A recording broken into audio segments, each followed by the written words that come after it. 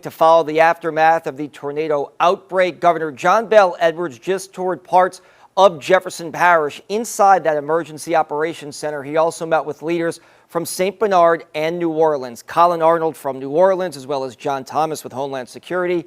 He also met with St. Bernard Parish President Guy McGinnis. We all know Arabi struck twice, hit very hard by this tornado, and he met with leaders in Jefferson Parish. It's going to start momentarily. Let's give you a live look. The governor has been in Southeast Louisiana for the better part of the day, and it looks like things are about to get underway. The governor, it's our understanding, did a flyover and then walked some of these areas before heading to Gretna. He was in Kelowna, a hard-hit area where they had one fatality.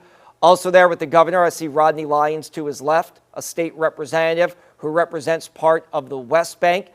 Some of his community obviously deeply impacted by this. A big question, when will they get power back on and when can people start rebuilding?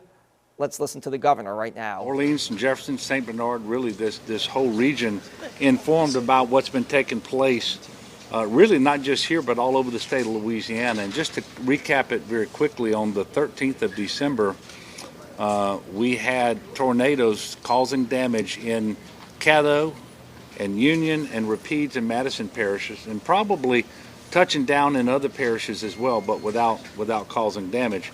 And then as part of the same storm system, yesterday we had a number of additional parishes that experienced significant damage because of tornadoes, and they include Iberia and then St. Charles, and then, as you know, here in this region, St. Bernard, Jefferson, and Orleans.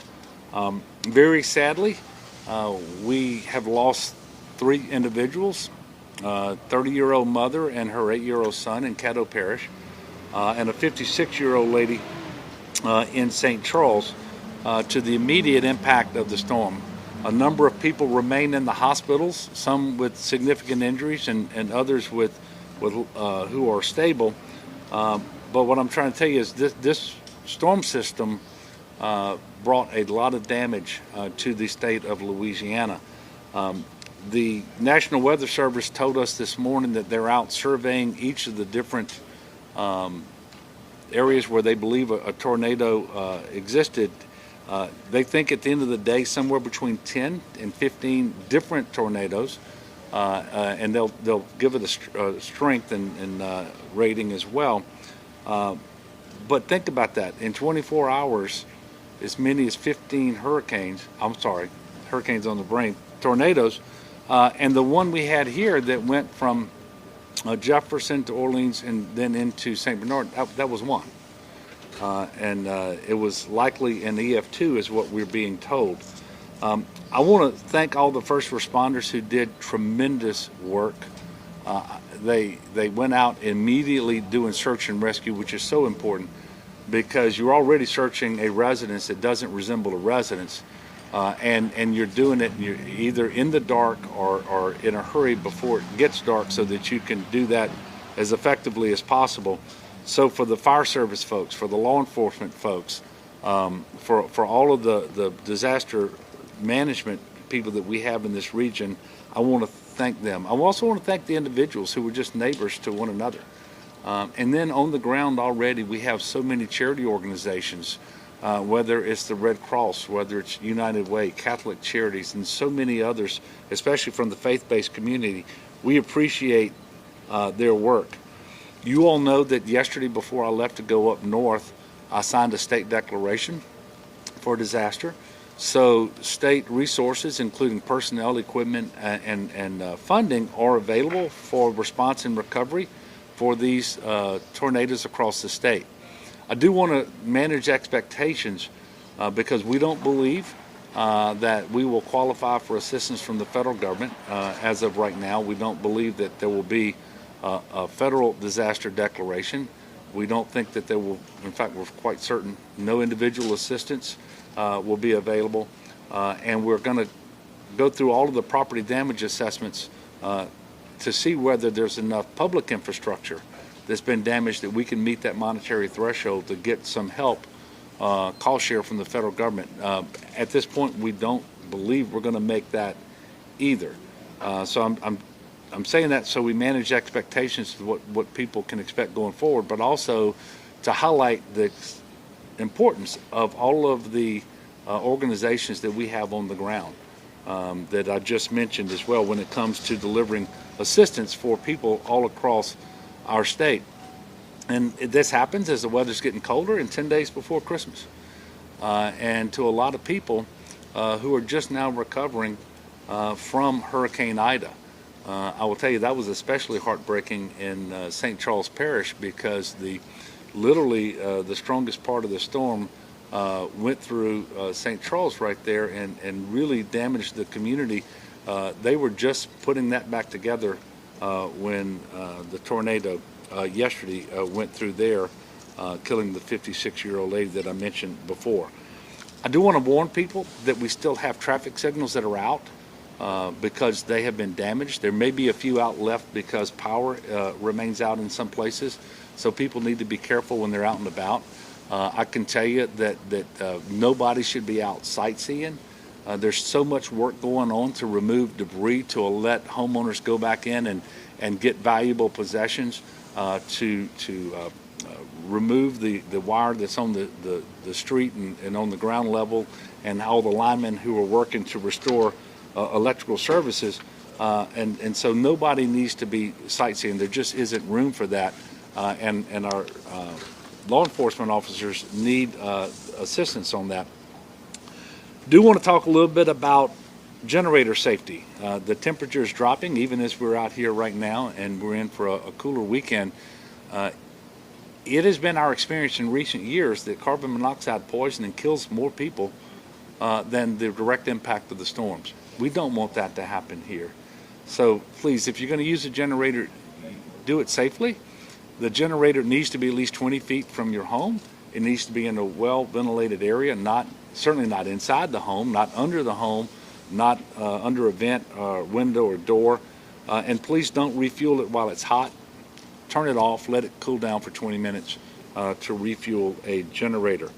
If you receive damage to your house, we're asking you to report the damage to damage.la.gov. Again, this is not an application for assistance. It just helps us and the federal authorities assess the severity of the damage and so forth. I want to thank all the people who are up here with me. So earlier today I was in Iberia Parish, then I went to St. Charles Parish, but because we have fewer daylight hours and we had 5 parishes that we wanted to meet with today, we had the cooperation of the folks from St. Bernard, Jefferson, and Orleans to have this one meeting here, but we were able to fully get a sense of the damage in terms of businesses and homes, those people who are affected, what shelters are open, that sort of thing.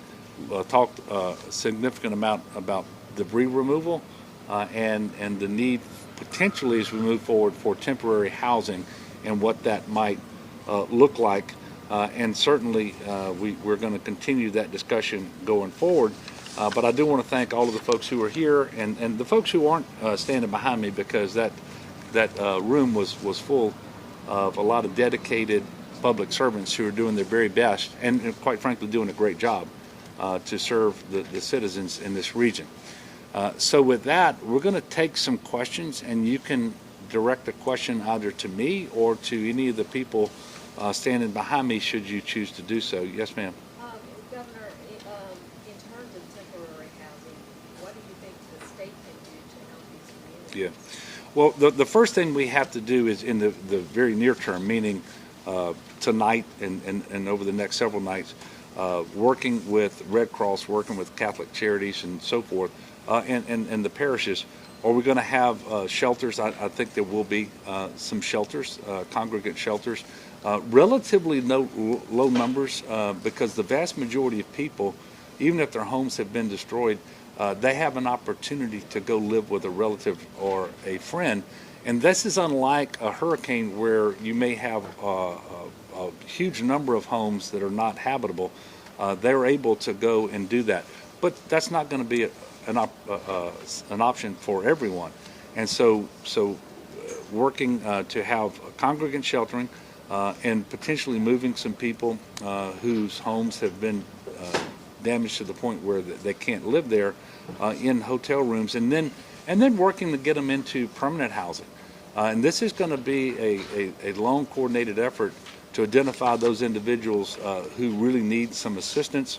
And so we're talking about taking travel trailers, for example, that we already own, that we bought and have already used in response to Hurricane Ida last year, and making those available to the parishes and in partnership with them in order to allow people to live on the property that they own if their houses are not habitable. So all of that is in process, but making sure people have a nice, dry, warm spot to sleep tonight and over the next several nights is the first order of priority. Is there anything to make sure, I guess, insurance companies pay people properly after something like this? Yeah. That companies, I guess, don't keep the state because of another fault like this? Yeah, well, first of all, this is a very significant disaster, especially if it's your home. But overall, there are many fewer structures that are damaged, and it's the order of magnitude doesn't even compare with what we saw with Ida and before that with Laura and Delta. I don't anticipate that these tornadoes will cause. I mean, no claim is a good thing. You know, neither the homeowner or the business owner want to have to make a claim. Insurance companies don't want to have to process and pay one. But I don't anticipate that this will cause any significant problems with respect to the availability of insurance. It is always my expectation that insurance companies are going to do what they're obligated to do in accordance with the terms of the policy that they issue and for which homeowners and business owners pay premiums. And so that is my expectation. That's what the law demands. That's what the contract demands that they entered into. And I don't want to get out ahead of that and just assume that's not going to happen. My assumption is it will happen. Anything else? You all are being too nice today, but I want to thank you for it. And God bless. Thank y'all. All right. Appreciate you. Thank you, sir. Great job. So you heard the governor there. He hopes that insurance companies pay people out. It's his anticipation that they will. Let's hope that is the case. You heard that question asked. He was joined by Kyle Green and Rodney Lyons, two state representatives. Obviously, Jefferson Parish, West Bank, Harvey, Marrero, and Gretna, hard-hit areas. The governor says he believes that West Bank storm in Jefferson, Orleans, and then hopping over to St. Bernard was an EF2. We will see probably in the next couple of minutes if that's true or not. We do know that an EF2, our weather team has confirmed that an EF2 tornado did touch down in St. Charles Parish. We will have much more extended live team coverage on the tornado outbreak coming up in 30 minutes during our 4 o'clock newscast. Until then, let's send you back to the Kelly Clarkson Show.